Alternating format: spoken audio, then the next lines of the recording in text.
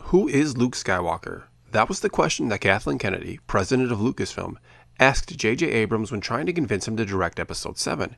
And it was that very question that ultimately convinced him, changing his mind actually, to come on board and do it. The funny thing about it, however, is that J.J. really didn't answer that question in his movie, and instead left it up completely to Rian Johnson, who was writing and directing Episode 8, to be the one to finally answer it. So who is Luke Skywalker? What would you personally do with his character if you were tasked with deciding his role in this new trilogy? Would you make him what George Lucas once said he would become, that being the most powerful Jedi ever? Or would you turn him to the dark side, and maybe make him a Sith that had come to rule the galaxy in the 30 years since Return of the Jedi? Or would you do something else with his character, something completely different? And if so, just what would that be? Because the problem is most fans expect Luke to be very powerful, and heck, they pretty much demand it. No one's going to accept a story where Luke went on just to become an average Jedi, or a story where he gives it all up and decides to go back to Tatooine to become a simple moisture farmer. Now, I think we can all pretty much agree that one way or another, Luke has become very powerful. Anything less would just feel off and unbefitting of this character we've been dying to know more about since the end of Return of the Jedi. And yes, I do realize that his story did continue in the old expanded universe, and some would love for nothing more than for this new trilogy to follow that path. But for better or worse, a new version of Luke Skywalker is about to be discovered, starting with The Last Jedi. So what will this version look like? Again, let's take a look at what seem to be our two main options. If at some point Luke has fallen to the dark side and become one hell of a powerful Sith, the story is already feeling way too much like Anakin Skywalker's story. Now, I'm not saying that still couldn't be very intriguing, especially if it takes twists and turns different from Anakin's story. But I just don't see them doing this, meaning I just don't see Luke turning to the dark side at any point in this trilogy. His nephew Ben has already fallen to the dark side. To have Luke fall too would be overkill. I mean, is it the destiny of every Skywalker to go to the dark side at some point? Is that really the only way to make a compelling character? To have them fall and see if they can be redeemed? The other obvious option, making Luke an incredibly powerful Jedi, presents the problem of what kind of threat do you throw against him? If Luke really is that kind of powerful, what could ever defeat him and make us fear that he might not save the day? Now, this is the main reason I think that Snoke is a brand new character, and that he may even be some type of ancient, very powerful dark side user, or even some type of manifestation of the dark side itself. Anything less than that probably wouldn't be a challenge for Luke, again, if he has indeed become the most powerful Jedi ever. Now, here's the problem with that. Ultra-powerful Luke versus ultra-powerful dark side user Snoke. How do you fit any other character into that story in any type of meaningful way? If we're talking about maybe the most powerful Jedi ever, going up against maybe the most powerful dark side user ever, what is anyone going to do to help in this battle or even to play a part? In other words, how do you fit Kylo Ren and Rey into the story and make them feel important? Like they can actually affect the outcome or have an impact? Easy. You give our two powerful characters, those of course being Snoke and Luke, flaws or weaknesses so that they literally need the help of our lesser characters, those being Rey and Kylo Ren.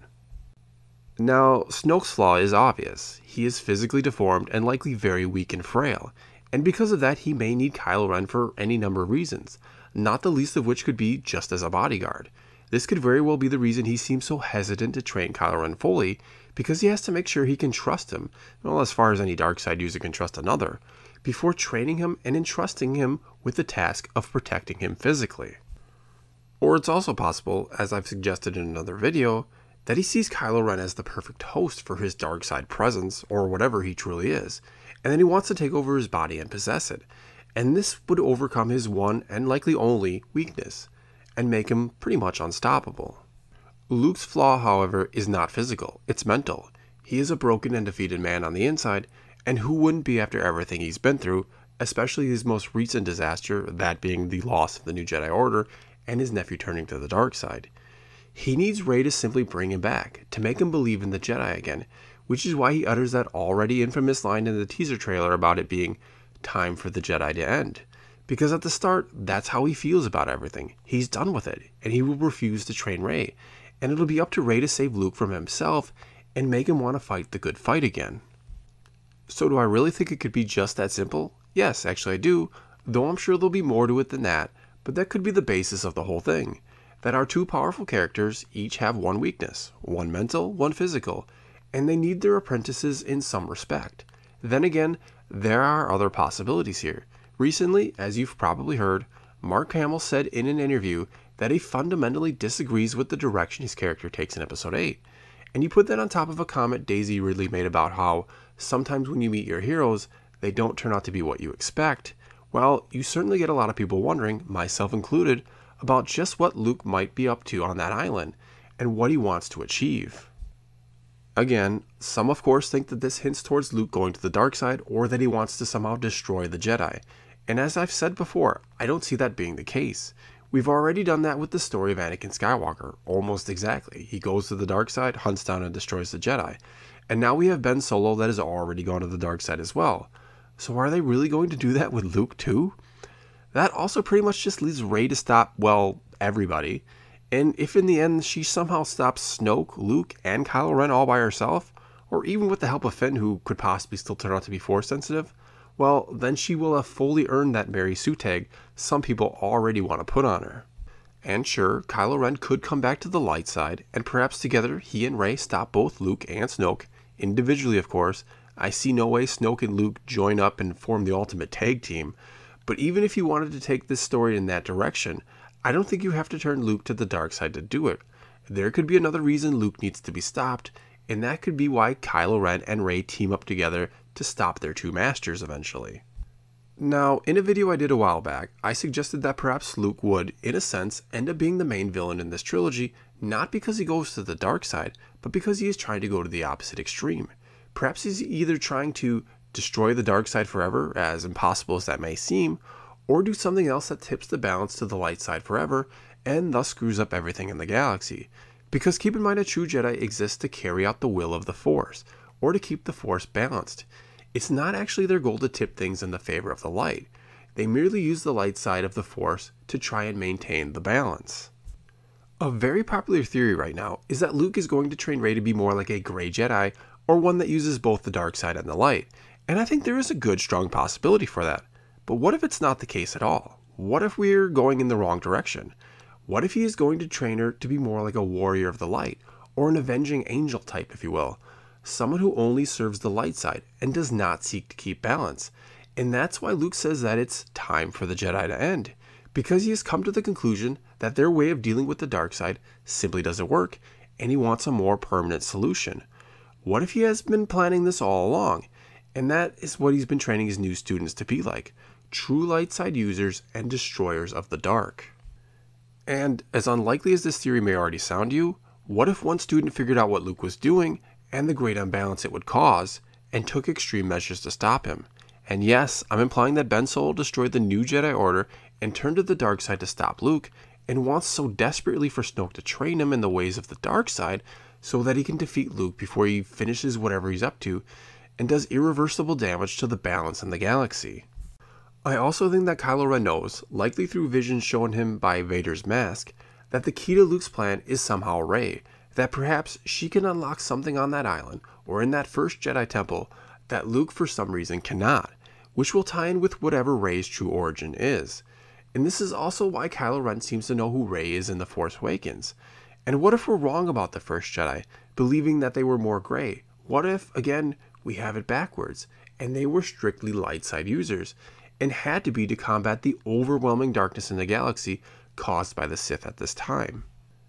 And as much as we'd like to think that the first Jedi had everything figured out, maybe they were all wrong about everything.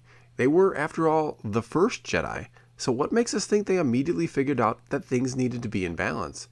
Their one and only concern, as I said, may have been combating the Sith and stopping them from ruling the galaxy. Perhaps at one point they discovered a way to destroy the dark side, such as a light side weapon of some sort. But before they could ever use it, they realized that balance was the key, and destroying the dark side was not the answer. And so, the secret to destroying the dark side was locked away forever in the temple. So what if Luke had learned about this possibility of a weapon that could destroy the dark side itself, and sought out the first Jedi temple to find it? And once there, he learned that it wasn't so much a weapon, as it was a ritual of some kind that could cause an awakening in the Force that would bring about a person so powerful that he or she would be the very embodiment of the light side. This could begin to explain why Rey was so powerful with the Force, seemingly without any training, and why she was able to channel the Force in a way we'd never seen before. It's also interesting to note that, according to the Force Awakens Visual Dictionary, the cosmic force went dormant after the new Jedi Order was destroyed and Luke disappeared. So what if somehow Luke, being as powerful as he is, found the first Jedi Temple and did something to cause this dormancy in the hopes of eventually causing an awakening? And that is what he needed to do to bring forth one who is the epitome of the light, or something along those lines. Now, I know this all sounds very unlikely, and I'm not going to say that I think this is all 100% accurate, or even close to it, but I'm starting to wonder if there might be some kind of twist along these lines coming. That being that maybe Luke will be a villain in some respect, because no doubt Disney and Lucasfilm want to do something different and unique with Luke, not just make him the perfect, all-powerful Jedi like a lot of us expect him to be, but to instead make him someone who has lost his way and needs someone to either bring him back or to stop him, which will make Rey, and likely Kylo Ren, very important characters when they could have otherwise been overshadowed. And if I'm even close to right here, it would turn the story on its head and make us question a lot of things. Because, in a sense, Kylo Ren on the dark side would be the good guy, and Luke Skywalker on the light side would be the bad guy.